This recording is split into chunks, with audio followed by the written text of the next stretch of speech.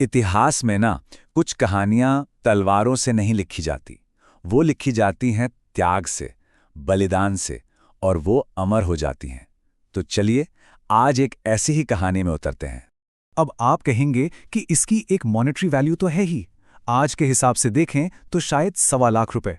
पर क्या इसकी असली कीमत बस इतनी ही है? क्या हो अगर मैं कहूं कि एक सोने का सिक्का किसी की पूरी जिंदगी की कमाई से भी कहीं ज्यादा कीमती हो सकता है? ये किसी की कही हुई असल बात है। जरा सोचिए, किसी इंसान के लिए एक सोने का सिक्का कमाना कितना कितना बड़ा सपना हो सकता है। और यही सवाल इस कहानी के बिल्कुल दिल में है। इस एक सिक्के की असली कीमत क्या है? और इसे समझने के लिए हमें इतिहास का एक बहुत ही स्याह, एक बहुत ही काला पन्ना पलटना होगा। तो चलिए चलते हैं इतिहास के उस दौर में और देखते हैं कि कैसे एक इंसान ने धर्म और इंसानियत के लिए वो कीमत चुकाई जिसकी हम और आप शायद कल्पना भी नहीं कर सकते। बात है साल 1705 की, और जगह थी सरहिंद। ये वो दौर था जब मुगल सत्ता का जुल्म, उसकी क्रूरता अपनी सारी हदें पार कर रही थी। और इस जुल्म का चेहरा था सरहिंद का नवाब वजीर खान।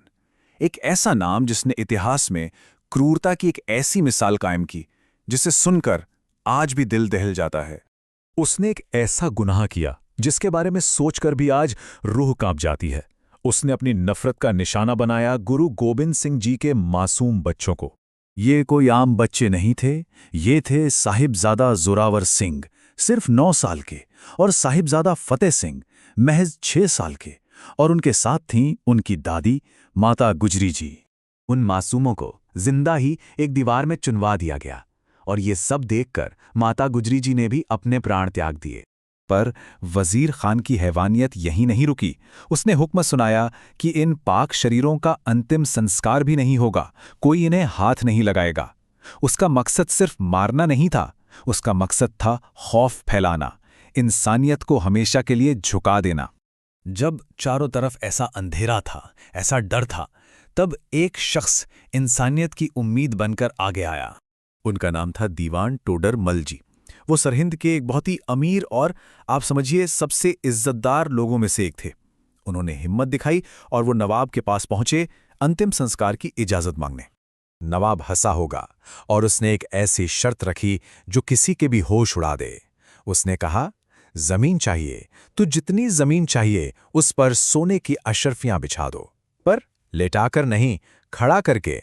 ये कोई सौदा नहीं था, ये सरासर एक अपमान था, एक ऐसी चुनौती जिसे जानबूझकर नामुमकिन बनाया गया था।